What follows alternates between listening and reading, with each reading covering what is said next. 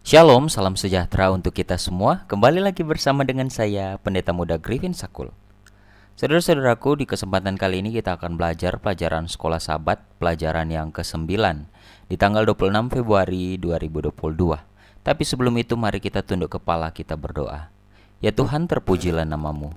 Terima kasih banyak untuk berkat-Mu kepada kami sampai pada saat ini. Kami siap untuk mempelajari firman-Mu. Berkati kami, di dalam nama Yesus Kristus kami sudah berdoa dan mengucap syukur. Amin. Judul pelajaran Sekolah Sabat kita di Sabat ini adalah Yesus, Korban yang Sempurna.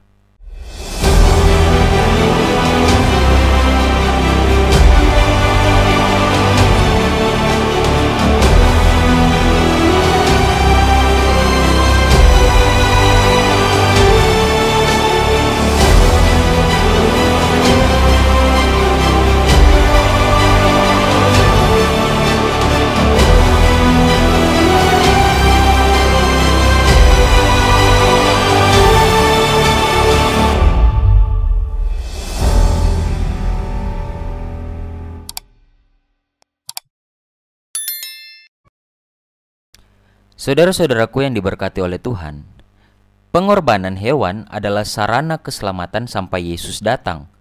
Kenapa? Karena tanpa penumpahan darah tidak ada pengampunan dalam Ibrani 9 ayat 22. Pertanyaannya, mengapa Tuhan memilih metode pencurahan darah seperti itu untuk memberikan keselamatan? Dan terlebih lagi, mengapa Yesus harus dikorbankan? Di sisi lain, bukankah semuanya sudah selesai di kayu salib? Mengapa Paulus menyebutkan bahwa Yesus melanjutkan pekerjaannya di bait suci surgawi? Pada pelajaran kita saat ini, kita akan ada beberapa pokok pelajaran. Yang pertama, mengapa pengorbanan itu penting? Kedua, kapan pengorbanan itu diperlukan? Dan ketiga, apa yang diberikan dari pengorbanan Yesus? Dan yang keempat, apa peran dari pengorbanan Yesus saat ini? Kita akan membahas satu persatu. Yang pertama, mengapa pengorbanan itu penting?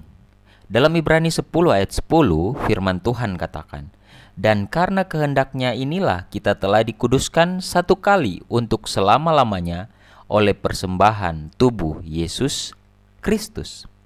Saudara-saudaraku yang diberkati oleh Tuhan, pengorbanan hewan memiliki berbagai arti. Ada pengampunan, syukur, dan lain sebagainya.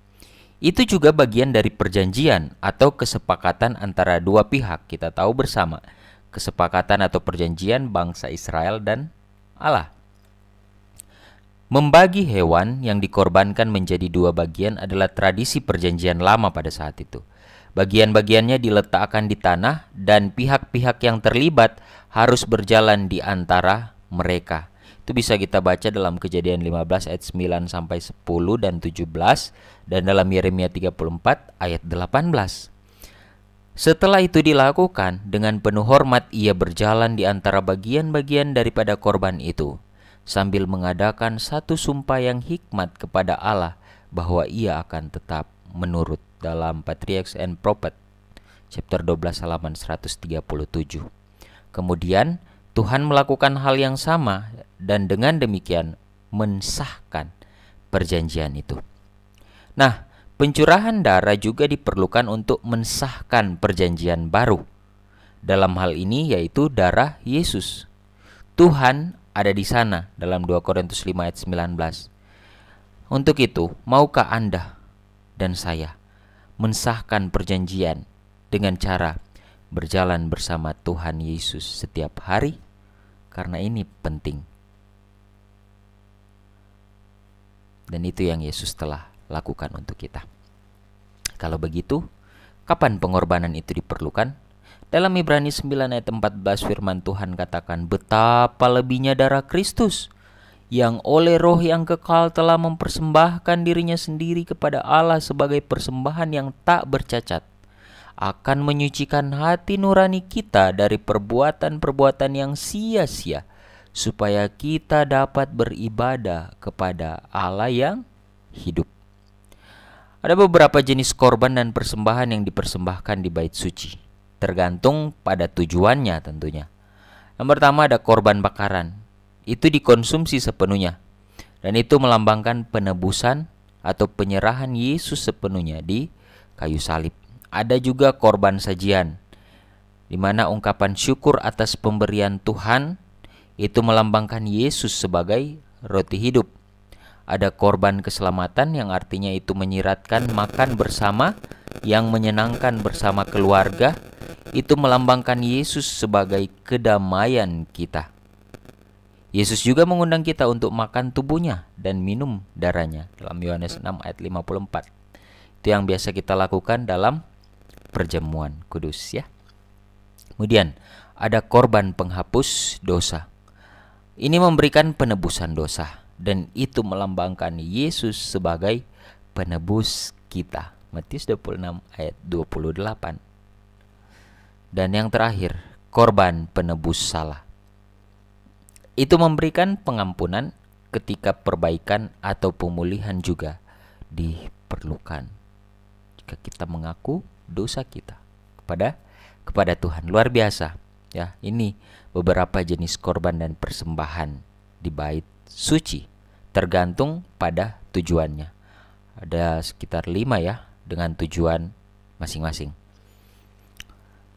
Apa yang pengorbanan Yesus berikan? Dalam Ibrani 7 ayat 27. Yang tidak seperti imam-imam besar lain, yang setiap hari harus mempersembahkan korban untuk dosanya sendiri, dan sesudah itu barulah untuk dosa umatnya. Sebab hal itu telah dilakukannya satu kali untuk selama-lamanya, ketika ia mempersembahkan dirinya sendiri sebagai korban. Apa yang pengorbanan Yesus berikan? Tidak sama seperti imam-imam sebelumnya. Imam-imam sebelumnya mereka harus memberikan korban untuk diri mereka, pengampunan mereka, baru mereka mengorbankan ya. Baru sesudah itu mereka harus mempersembahkan korban untuk dosa umatnya. Itulah yang dilakukan para imam pada saat itu. Apa yang Yesus berikan? Pengorbanan Yesus menggenapi semua pengorbanan perjanjian lama dalam Yohanes 1 ayat 29. Dan ini memiliki karakteristik unik sebagai berikut. Yang pertama, dapat membersihkan hati nurani kita, Ibrani 9 ayat 14. Kedua, dapat menghapus dosa kita, Ibrani 9 ayat 26.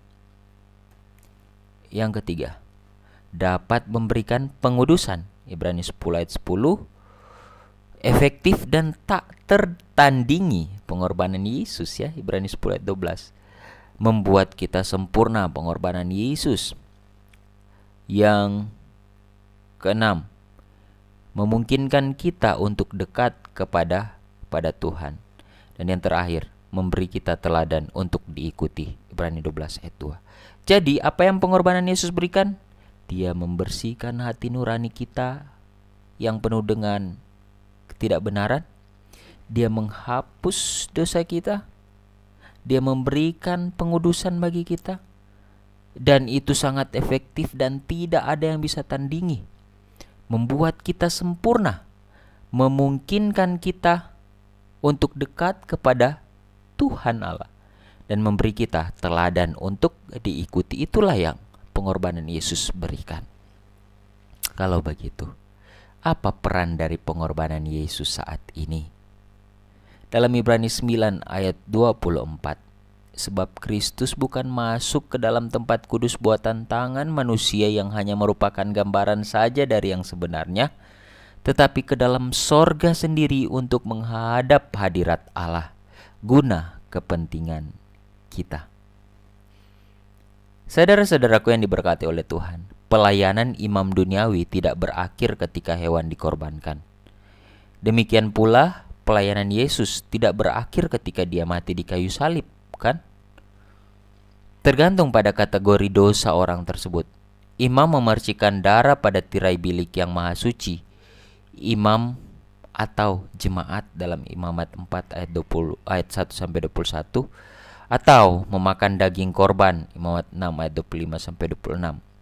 Dalam kedua kasus ini, dosa secara simbolis dibawa kemana? Ke dalam tabernakel, ya. Ini dosa secara simbolis dibawa. Pada hari pendamaian setahun sekali, Bait suci disucikan dari segala dosa yang telah diakui selama tahun itu. Dalam Ibamat 16 kita bisa baca. Dan sejak Yesus naik, dia melakukan pelayanan perantaraannya di bait suci surgawi. Dia menggunakan darahnya untuk menyelamatkan siapapun yang meminta pengampunan. Ibrani 7 ayat 25. Sekali lagi saudara-saudaraku, saya mau tekankan bahwa Yesus menyelamatkan siapapun. Saya dan saudara, kalau kita meminta pengampunan dari Dia. Sehebat apapun kita, kalau kita tidak meminta pengampunan, keselamatan tidak akan kita dapatkan. Apa peran dari pengorbanan Yesus saat ini? Ibrani 9 ayat 27 sampai 28. Dan sama seperti manusia ditetapkan untuk mati satu kali saja, dan sesudah itu dihakimi, demikian pula Kristus hanya satu kali saja mengorbankan dirinya untuk menanggung dosa banyak orang. Sesudah itu ia akan menyatakan dirinya sekali lagi tanpa menanggung dosa untuk menganugerahkan keselamatan kepada mereka yang menantikan Dia. Di sini Paulus menjelaskan bahwa ada pekerjaan penghakiman yang terjadi antara salib dan kedatangan kedua. Ketika Yesus datang kembali, Dia tidak akan berhubungan dengan dosa sama sekali ya. Setiap orang berdosa sudah dihakimi dan setiap dosa sudah diampuni. Penghakiman ini adalah tahap kedua dari pelayanan Yesus di bait suci surgawi. Dan itu dikenal dengan tempat kudus itu akan dipulihkan dalam keadaan yang wajar. Kalau kita baca ya, dalam Daniel pasal 8 ayat 14, Imamat 16 ayat 16. Tujuan dari penghakiman ini apa? Adalah untuk membuktikan bahwa pengampunan Tuhan itu adil dan benar. Saudara-saudaraku, ketika catatan-catatan dibuka di hadapan alam semesta, Allah akan menunjukkan apa yang terjadi dalam hati orang percaya dan bagaimana mereka memeluk Yesus sebagai juru selamat mereka. Jadi jangan pernah kita katakan, kok dia bisa bertobat, kan dia jahat. Kok dia begini, kok dia begini. Jangan pernah kita katakan itu, karena itu kita menghakimi dia. Ada waktunya di mana Tuhan akan memperlihatkan, inilah bukti nyata keadilan dan kebenaran Tuhan. Siapa yang layak dan siapa yang tidak layak. Jadi jangan pernah kita saat ini mulai menunjuk-nunjuk tangan kita kepada orang lain bahwa ini tidak layak, ini yang layak, ini tidak. Jangan seperti itu.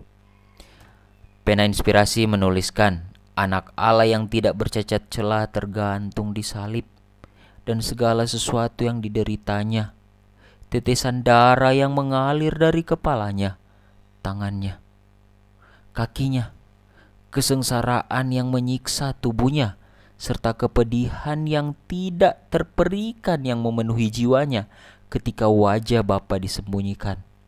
Berbicara kepada setiap anak manusia, menyatakan, bagimulah anak Allah rela menanggung beban kesalahan ini. Bagimulah ia merusakkan kerajaan kematian dan membuka gerbang Firdaus.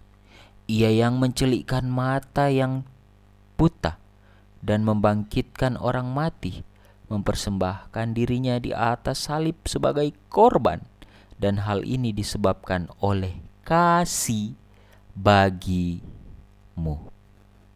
Saudara-saudaraku, itulah yang dialami oleh Yesus hanya karena kasih-Nya bagi kita. Itulah sebabnya ajakan saya saat ini, terima Dia, terima Yesus sepenuhnya, karena kasih-Nya yang luar biasa. Orang lain mungkin boleh meninggalkan kita, boleh tidak mengasihi kita, tapi Yesus Tuhan kita selalu dan setiap saat mengasihi kita. Apapun kesalahan yang kita lakukan, ketika kita mau datang sepenuhnya sama Dia, Dia tetap menyayangi kita, Dia tetap memanggil kita sampai saat ini.